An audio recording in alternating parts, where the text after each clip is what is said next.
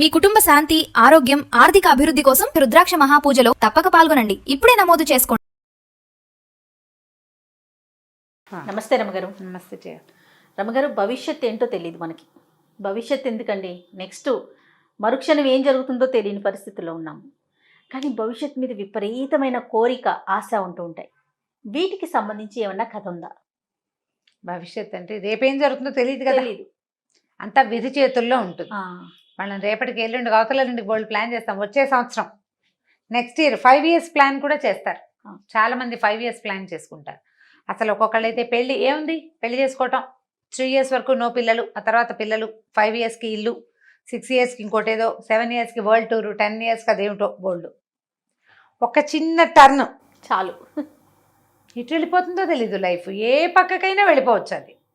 కాకపోతే ప్లానింగ్ అంటూ ఉండాలి కదా, ఎంతో కొంత ప్లానింగ్ డెఫినెట్గా ఉండాలి, అది తప్పదు.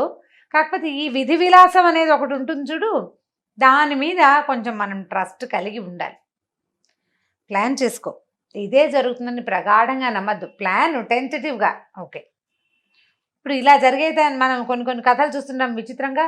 లాస్ట్ ఇయర్ చూస్తాం, పిల్లాడు ఏదో ఫెయిల్ అయిపోయాడు, వాళ్ళ ఇంట్లో వాడికి సరిగా మార్కులు రాలేదు, వాడు ఏమిటో వాళ్ళ ఇంట్లో ఎన్నది, వాళ్ళ అబ్బాయి చాలా అధ్వాన స్థితిలో ఉన్నాడు, వాళ్ళంతా చాలా దుఃఖంలో ఉన్నారనుకుంటాం.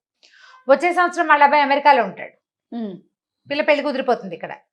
అది అలా ఈ ఉసూరు మియాల్లాగా ఉండే భార్యాభర్తలు టింగు రంగామని కనిపిస్తారు మనకి. అవును, ఇలాంటివి కనపడతాయి. ఓ బ్రహ్మాండంగా వేయమని ఉన్నారు, ఎంత బాగుందో, సూపరు, వాళ్ళ అబ్బాయి భలే చదువుకున్నాడు, బ్రహ్మాండంగా వాడికి ఐఏఎస్ వచ్చేస్తుంది, డామ్ డిస్క్ అనుకుంటాం. ఏముండదు అక్కడ. చివరికి ఏమవుతుంది, అసలు ఐఏఎస్ ఏమిటో ఐపీఎస్ అయిపోతాడు అనుకున్న పిల్లాడు మామూలుగా ఏదో మామూలు ఉద్యోగంలో 25,000 రూపాయల ఉద్యోగంలో చేరిపోతాడు. వీళ్ళకి బోల్డ్ డబ్బులు ఉన్నాయి, బోల్డ్ అది ఉంది ఇది ఉంది అని అనుకుంటే సడన్గా భార్య భర్త నీకు నాకు పడదు రామ్ రామ్ అని చెరో పక్కకి వెళ్ళిపోయిన వాళ్ళు కనిపిస్తారు. చెప్పలేకపోతాం. మనం ఒకటి అనుకుంటాం, పైవాడు ఇంకోటి అనుకుంటుంటాడు, ఏదో ప్లానింగ్స్ చేస్తూ ఉంటాం. అవును. అయితే ఇలా విధి విలాసాల మీద ఒక కథ ఉంది, చెప్దాం. ఓకే. సముద్ర సూర్యుడి కథ. సముద్ర సూర్యుడు పేరు చాలా బాగుందండి. బలశాలి అన్నమాట వాడు. సముద్రం మీద బలశాల అలా చెప్పడానికి వీల్లేదు. ఒక పూర్వం ఒక ఏమనాలి, ఏదో ఒక ఊరు, ఒక రాజుగారు ఉన్న ఊళ్ళో సముద్ర సూర్యుడు అనే ఒక అబ్బాయి ఒక వ్యాపారస్తుల ఇంట్లో పిల్లవాడు. ఆ రాజుల కాలంలో ఏంటంటే, రాజులు ఇలా వ్యాపారాలు చేసుకునే వీళ్ళకి గుప్తాలకి వాళ్ళకి చాలా ధన సహాయం చేసేవాడు. వాళ్ళు ఏం చేసేవాళ్ళు, ఈ ఊళ్ళల్లో బాగా విరివిగా తయారయ్యే వస్తువుల్ని పడవల మీద ఓడల మీద వేసుకుని సముద్రం మీద వేరే దీవులకి వేరే రాజ్యాలకి వెళ్ళిపోయి అక్కడ ఇదంతా బోర్లేసి అక్కడ విరివిగా దొరికే వస్తువుని మళ్ళీ నింపుకుని తెచ్చేవాళ్ళు. మనకి ఇక్కడ పావలాకి అర్ధకి దొరికేది అది 25,30 అమ్ముతుంది ఆ ఊళ్ళో. బిజినెస్ ఆ 25,30 కూడా హోల్సేల్ మీద. రీటైల్లో వాడు 100లో అమ్ముకుంటాడు. అవునండి. ఇప్పుడు మనకు జరిగేదే. అప్పట్లో ఇలా సముద్ర వ్యాపారాలు నడిచేవి. ఈ సముద్ర సూర్యుడి ఆ తండ్రి కూడా ఇలాగే బిజినెస్ చేసేవాడు. కాలగతిన తల్లిదండ్రి కాలం చేశారు. పిల్లాడికి ఇల్లు వాకిలి అవి సుమారుగా పర్వాలేదు, బాగానే ఉంది. అయితే సముద్ర సూర్యుడు ఏమనుకున్నాడంటే, మన పేరే సముద్ర సూర్యుడు, మనం వ్యాపారం చేయకపోవటం ఏమిటి అని చెప్పి రాజుగారి దగ్గరికి వెళ్ళాడు సహాయానికి. ఆయన ఏదో కొంత సహాయం చేశాడంటే, ఏం చేస్తారు సహాయం అంటే, ఈ ఊళ్ళో ఈ దొరికే సరుకులు ఉంటాయి కదా బాగా తక్కువ దొరికేవి, వాళ్ళకి ముందే కబురు చేసి సముద్ర సూర్యుడు వస్తాడు, వాడికి ఇదిగా ఇచ్చేసేయండి, వతన అంటే అమానత్తుగా ముందే ఇచ్చేసేయటం, డబ్బులు వస్తువు ఇచ్చేసేయటం, డబ్బులు తర్వాత వచ్చాక ఇస్తాడు. అనామత్ అంటారు దాన్ని. అనామత్గా రాయించి తెచ్చుకుంటాడు సరుకు. ఇది తెచ్చేసుకున్నాడు. తెచ్చుకుని పడవల మీద వేసుకున్నాడు, బయలుదేరాడు. బోల్డ్ మంది కలిసి బయలుదేరారు. మామూలుగా ఈ పడవల్లో వెళ్ళేటప్పుడు ఏంటంటే, ఒక పడవ ఏదైనా మాట్లాడుకుంటే అందులో 50%కో 30%కో వీళ్ళు మాట్లాడుకుంటారు. ఇంకా కొంచెం చిన్న పొన్న వ్యాపారాలు వాళ్ళు 3-4 కలిసి వాళ్ళు ఆ దేశంలో ఆ రాజ్యంలో పెళ్లి సంబంధాలు లేకపోతే స్నేహ సంబంధాలు ఉన్న వాళ్ళు, ట్రిప్పులకు వెళ్ళేవాళ్ళు, రాచరిక వ్యవహారాలు చక్కబెట్టడానికి వెళ్ళే రాజాధికారులు ఉంటారు కదా, రాజు తాలూకు అధికారులు, వాళ్ళు వీళ్ళు గవర్నమెంట్ ఎంప్లాయీస్, ఇట్లా బోళ్ళంత మంది చేరేవాళ్ళు. ఈ వెళ్ళేసరికి పడవ ఏమైంది, సముద్ర మధ్యంలోకి వెళ్ళేసరికి బ్రహ్మాండమైన తుఫాన్ వచ్చింది. తుఫాన్ వస్తే ఇంకేమనుకుంది, ఇదేమిటి దాక్కున్న చోట దయ్యం వచ్చినట్టు, ఏదో బతుకుదామని వ్యాపారం చేద్దామని వస్తే ఇక్కడ చావొచ్చేలాగా ఉంది, బతికుంటే బలిసాకు తినచ్చు, సరుకు సంగతి గంగలో దూకుని పోనీ వెధవ సరుకు అంతే, బతికుంటే కదా. మళ్ళీ రాజుగారి దగ్గరికి వెళ్ళి ఏదో ఒకటి చేయొచ్చని ఏం చేశాడు, తువ్వాలు నడువు కట్టుకుని సముద్రంలోకి దూకేశాడు. ఈ లోపల నావ కాస్త మునిగిపోయింది. మునిగిన వాళ్ళు మునిగారు, తేలిన వాళ్ళు తేలేరు. ఎవరు ఎక్కడికి ఎలా తప్పించుకున్నారో తెలియదు. ఈ సముద్రంలో పడిన సూర్యుడు ఇతను ఎప్పటికీ ఇది రాత్రి 11-12 గంటల వేళ. అయితే ఇతనికి ఏమైందంటే ఒక గట్టి దొంగ లాంటిది ఏదో దొరికింది. బతుకు జీవుడా అని ఆ దొంగ పుచ్చుకుని ఓ పక్కకి అట్లా తోసుకుంటూ వెళ్తా మొదలెట్టాడు. సముద్రపు వాళ్ళు ఎటుంటే అటే ఎదురీదలేరు దేనికైనాను. చిన్న ఏటికి ఎదురీదటమే కష్టం. సముద్రంలో ఈతకేంది, ఏదో ఒకటి పట్టుకుని మునిగిపోకుండా ఉండడానికి ఒక సాధనం. ఆ దొంగ మీదకి చేరాడు అతను. ఆ అలలు దీనికి కొట్టుకుంటూ కొట్టుకుంటూ మెల్లిగా ఏమైంది, ఒక తీరానికి చేరిపోయారు. ఒక దీవి తీరానికి చేరాడు. చేరాక తెల్లవారుతూ ఉండగా ఒక నీళ్ళ మట్టి మీదకి వెళ్ళిపోయింది. అది సముద్రపు అలలతో తోసుకొచ్చేస్తుంది కదా. ఎప్పుడైతే మట్టి మీదకి వెళ్తారో ఈ మనుషులు బరువెక్కిపోతారు, బరువుగా ఉంటారు కదా. నీటిలో ఉన్నప్పుడు తేలేస్తుంది అటు ఇటు. ఈ తీరానికి కొట్టేశాక మళ్ళీ లాగలేదు వెనక్కి, స్లోగా అయిపోతుంది సముద్రం తీరం మీదకి వచ్చేసరికి. ఈ అట్లా అట్లా కొట్టుకొచ్చి మట్టి మీద పడుకొని నిద్రపోయాడు. తెల్లవారు లేచి బాగా ఎండకేక మెలకు వచ్చి చూస్తే తను పట్టుకుని ఇక్కడికి వచ్చినది దొంగ కాదు, అదొక మగవాడి శవం, డెడ్ బాడీ. అది నీళ్ళలో కర్రలాగా బిగుసుకుపోయింది. ఇతను మునక్కండా అది కాపాడింది. సరే చూస్తే అతని నడువుకి ఏదో గుడ్డ కట్టుంది. ఆ గుడ్డ విప్పదీస్తే అందులో ఒక చాలా ఖరీదైన ఒక కంఠాభరణం కనపడింది అతనికి. ఏమనుకున్నాడంటే, భగవంతుడా ఎంత గొప్పవాడివి నువ్వు, విధి వైచిత్రి ఎలా ఉంటుంది, కోట్లు విలువ చేసే ఇదంతా పోయింది సంపద, పోని నేను బతుకున్నానంటే నన్ను బతకమని భగవంతుడు ఈ వస్తువు ఇచ్చాడు నాకు, అతని ద్వారా అమృతదేహం ద్వారా ఇది దొరికింది నాకు అని చెప్పి ఆ కంటె చేత్తబుచ్చుకున్నాడు. కంటె అంటే ఇట్లా మెళ్ళలో వేసుకునే వస్తువు, ఆడవాళ్ళది. సన్నటి కడ్డి ఉండి వెనకాల హుక్కు ఉండేది కంటె, కింద ఇట్లా వెడల్పుగా ఉండి క్రమంగా సన్నగా అవుతుంది. ఈ కంటెల్లో ఏం చేస్తారంటే లోపల సన్న సన్న హోల్స్ పెట్టి వజ్రాలు ముత్యాలు అవి పోస్తారు. అందులో పోసేసరికల్లా ఆ హోల్ నుంచి మనం కదిలినప్పుడల్లా వెలుతురు తగిలి మెరుస్తూ ఉంటుందన్నమాట. అది రాజుల ఇళ్ళలో వాడే వస్తువు. మామూలు స్వానబోటి వాళ్ళంతా గట్టి కంటెలు పెట్టుకుంటారు. ఈ బోలు కంటే అందులో వజ్రాలు పచ్చలు కెంపులు ఉన్నాయి అంటే అదేదో ఒక రాచకన్య తాలూకుది, ఎవరో రాచరికపు వస్తువు. వీడెవడో చచ్చిపోయిన వాడు ఎవడో ఏమిటో మనకేం తెలుసు. వస్తువు చేత పుచ్చుకున్నాడు, బయలుదేరాడు. సరే ఏం చేశాడంటే ఈ సముద్ర తీరం నుంచి ముందుకెళ్తే అది ఒక దీవి, ఏదో కొంచెం నగరంలాగా కనపడుతుంది కొద్దిగా.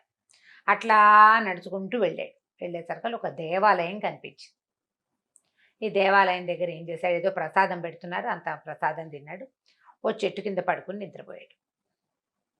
నిద్రపోతే ఇది ఏం చేశాడు, రొంటిని పెట్టుకున్నాడు, ఈ వస్తువుని ఇట్లా పెట్టుకున్నాడు. నిద్రలో ఒత్తిగిలేసరికి గుచ్చుకుంటుంటే అతను రాత్రంతా ఎంత అలిసిపోయి ఉన్నాడు, ఒళ్ళు తెలియట్లేదు కదా. ఈయన ఇక్కడ దోపాడు చూడు, ఆ వస్తువుని తీసి ఇట్లా చేత్తో గుచ్చుకుని పడుకున్నాడు. పక్కకి తిరిగి పడుకుని ఈ వస్తువు ముఖం మీదకి వచ్చేసరికల్లా ధగ ధగ ధగ మెరుస్తోంది, కనపడుతుంది కదా చేతుల్లో ఉంటే. ఆ వైపున వెళ్తున్న సైనికుడు ఒకటి చూశాడు. ఏమిటి వీడు ఎవడో పడుకున్నాడు, వీడి చేతిలో ఏముందని దగ్గరికి వెళ్ళి చూసేసరికల్లా ఆశ్చర్యపోయాడు. ఇదేమిటి, ఓకే సరే చూసి ఏమనుకున్నాడు, చేయి విదిలించి చూశాడు. చూసేసరికల్లా ఆశ్చర్యపోయాడు. అది ఏమిటి ఆ వస్తువు, ఆ ఊరి పేరు కలసిపురం. ఆ రాజకుమార్తె చక్రసేన అని రాజకుమార్తె. ఆ చక్రసేనది ఒక కంఠాభరణం పోయింది కొంతకాలం క్రితం. దొంగ కోసం చాలా వెతుకులాడుతున్నారు. ఆ కంఠాభరణం ఇది. దాని పిక్చర్ రాయించి పంపించారు వెతుకులాటకి. ఒక ప్రత్యేకమైన కంఠె షేపులో ఉండే ఒక కంఠాభరణం రాజకుమార్తెది. అక్కడి నుంచి దొంగ దొరికాడు. ఇంకేముందని ఈలగొట్టాడు ఈయన. విజిలేసేసరికి అందరు చేరిపోయారు, పట్టేసుకున్నారు. ఇతను లబోదిబోం అన్నాడు, చెప్పాడు, వినలా. ఏదో శవం మీద ఉంది అంటే నేను అక్కడెక్కడి నుంచో వచ్చాను, నమ్మద్దు.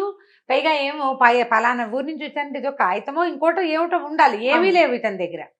దాంతో ఏం చేశారు, రాజుగారు చూడడం ఏమిటి, మరి ఉరిశిక్ష వేశారు. ఉరిశిక్ష పడిపోయింది. దొంగ వీడు రాజకుమార్తెను మోసం చేసి వస్తువు పట్టుకెళ్ళిపోయాడు. లోపల అంతఃపురంలోకి జ్వరబడి ఆవిడ స్నానం చేసే చోట నుంచి వస్తువు కొట్టేశాడు.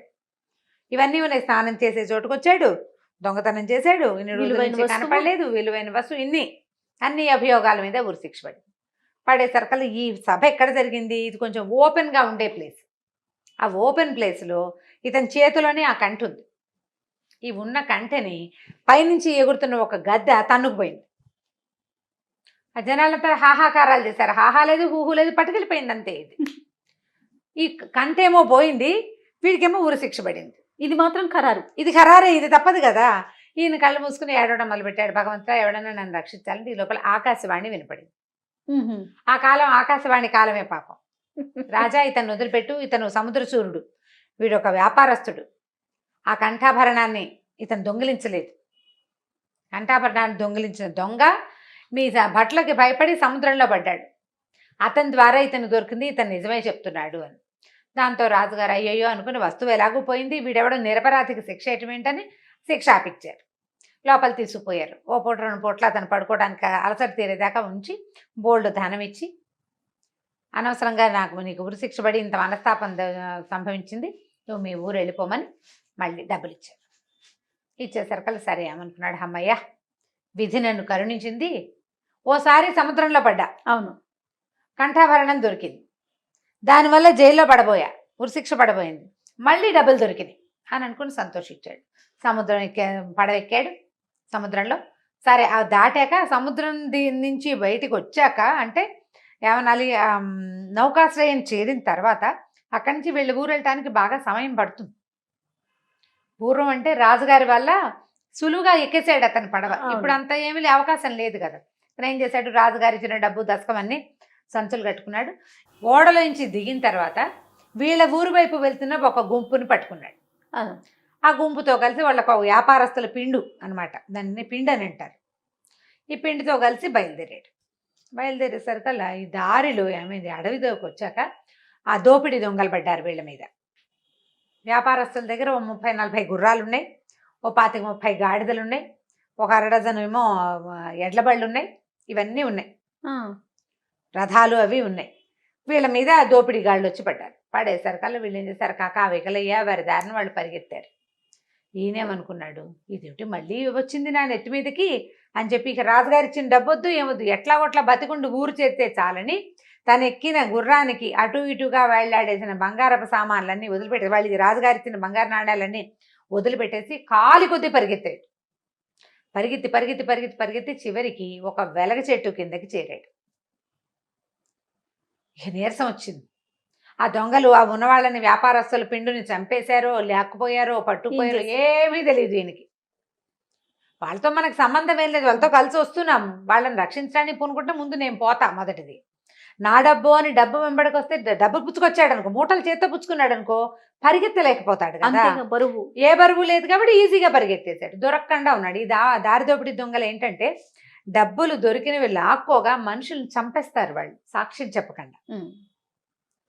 ఆ చావు తప్పించుకున్నానని చెట్టు కిందకు వచ్చేసాడు.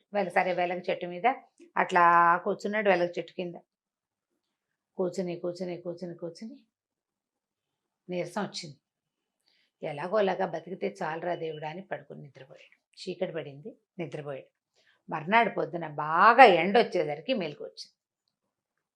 ఎండ వచ్చేసరికల్లా ఎండ ఆ పక్క నుంచి పడుతోంది. చెట్టు మీద నుంచి కూడా మొహం మీద వెలుగు పడుతున్నట్టు తెలిసింది అతనికి. పైకి ఎక్కి తలకాయ ఎత్తి చూస్తే సూర్యకిరణాలు పడి ఆ చెట్టు మీద పక్షిగూడులో ఉన్న ఏవో వస్తువులు దాని మెరుపు పరావర్తనం చెంది ఇతని మీద పడుతుంది. ఏమిటి ఈ చెట్టులో ఏముంది అని చెప్పి ఏం చేశాడు, ఆ వెలగ చెట్టు ఎక్కాడు. ఎక్కేసరికల్లా చక్కగా పక్వానికి వచ్చిన వెలగపళ్ళు అవి ఇవి ఉండే పంగల్లో ఇంత పెద్ద పక్షిగూడు ఉంది. చాలా పెద్దది గద్ద గూడు. అది గద్దలు పెద్ద పెద్ద గూడు పెడతాయి, అంతంత గుడ్లు పెడతాయి కదా. చూస్తే దాని నిండా బంగారపు వస్తువులే. అందు మధ్యలో ఒక గద్ద తన్నుకుపోయిన తన చేతిలో కంటె కూడా అందులో. ఓహో, ఆశ్చర్యపోయాడు. ఇదేమిటి గద్దగూట్లో బంగారం దొరకటం ఏమిటి విచిత్రంగా. చకచక మొత్తం అన్నీ తీశాడు. పైగుడ్డని తీసి నడువుకు ఒక దట్టి లాంటిది కట్టుకుంటాడు. అన్ని వస్తువులు అందులో వేసేసుకున్నాడు. ఆ గూట్లో ఉన్నవి గుడ్లు లేవు, గుడ్లు పెట్టాలి ఇంకా, అది ఎక్కడికో పోయింది, వస్తుంది గద్ద. మొత్తం వస్తువులన్నీ తీసుకుని మూట కట్టుకుని దిగేసాడు. దిగేసి మెల్లిగా నడవటం మొదలుపెట్టాడు. ఈ పాత గుడ్డల మూటలో ఉండేది ధనపు సంచులకి వేరే పద్ధతులు ఉంటాయి, గుర్తుపడతారు. ఈ నడుము కట్టిన దట్టి గుడ్డలో మూట కట్టింది వెలగపళ్ళల్లే ఉన్నాయి తప్పిస్తే ధనం అని తెలియదు, నగలని తెలియదు. ఆ మూట చేత్తో పుచ్చుకుని ఇంటికి వచ్చేసాడు. ఏమనుకున్నాడంటే భగవంతుడు ఎన్ని అవకాశాలు ఇస్తాడు ప్రతివాడికి, నాకెన్ని ఇచ్చాడు అవకాశాలు, ప్రతిసారి బతికేందుకు అవకాశం ఇస్తూనే ఉన్నాడు.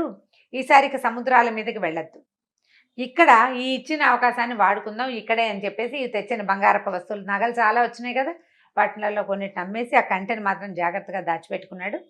మిగిలిన చిన్న కొన్న వస్తువులన్నీ అమ్మేసేసి మళ్ళీ ఇక్కడ చిన్న వ్యాపారం మొదలుపెట్టి రాజుగారి దగ్గర నుంచి అనామతిగా సామాన్లు తెచ్చుకున్నాడుగా, వాళ్ళ అప్పులు తీర్చేసి హాయిగా పెళ్లి చేసుకున్నాడు, పిల్లల్ని కన్నాడు, ఇదే ఊళ్ళో ఉండిపోయాడు. ఇక తనకి సముద్రం కలిసి రాదనుకున్నాడు. అది అచ్చిరాదు, అయినా కూడా ప్రతిసారి బతికించాడు. ఇంకెన్నిసార్లు ఇస్తాడు అవకాశం? అంతేగా. ఇక ఈ విధి విలాసానికి అంతు లేకుండా ప్రతిసారి చావు బతుకు ఎవడు చస్తాడు ఈ గోల? ఎన్ని మలుపులు చూడండి. అందుకని ఇక మానేసుకున్నాడు. విధి ఇలాంటి విలాసాలు చేస్తుంది. చావు మళ్ళీ బతకటం, మళ్ళీ చావు మళ్ళీ బతకటం, కష్టం సుఖం. సుఖం. ఒకవేళ ఇది రాకపోయింటే దారి దోపిడీ దొంగలకి ఇతను దొరికిపోయింటే అంతే. ఇప్పుడు బంగారం దొరకపోయినా బతికేవాడే. బంగారం ఎందుకు దొరికిచ్చాడు భగవంతుడు? బాగా బతకమని. ఇది రెండోసారి అతనికి బంగారం అవకాశం ఇచ్చాడు. దాంతో ఈ ఇచ్చిన అవకాశాన్ని వాడుకుని ఇక ఎప్పుడు సముద్రశూరుడు సముద్రానికి వెళ్ళటమే మానేశాడు అనమాట. హాయిగా తను ఉన్న ఊళ్ళోనే సుఖంగా ఉన్నాడు. ఇది విధి విలాసపు కథ. విధి విలాసంతో పాటు రమ్మగారు చూడండి, కష్టం వెనకాలే సుఖం ఉంది, సుఖం వెనకాలే మళ్ళీ కష్టం ఉంది. అంతే జీవితం అనేది సైకిల్ చక్రం. అది సైకిల్ చక్రం కదా, చక్రం తిరుగుతుంటే కిందది పైకి అవదా, పైది కింద కావదా? అంతే కదా. చాలా బాగుంది రమ్మగారు. Thank you. నమస్తే అండి. నమస్తే జయ.